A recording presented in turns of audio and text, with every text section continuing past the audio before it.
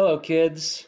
For your writing assignment today, I'm going to give you a chance to do some more free creative writing, but we are studying sequencing words today. So I want you to take a look at this list that's on this video, and I want to remind you that authors use sequencing words to help clarify when things happen in a story. So I want you to try to work in some of these sequencing words in your writing.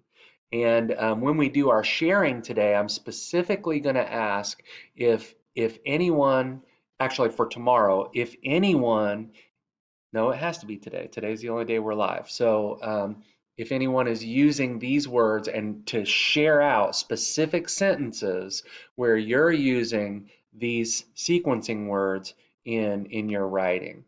So we've got words that tell about when things are happening in the beginning of a story, when things are happening in the middle of the story, when things are happening at the end of a story.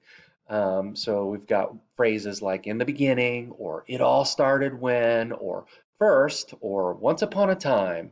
And there's a whole list of these words here that you can work into your writing. If you are um, um, struggling to think of these words on your own, feel free to pause the video, look over this list, see where you can add this to your writing.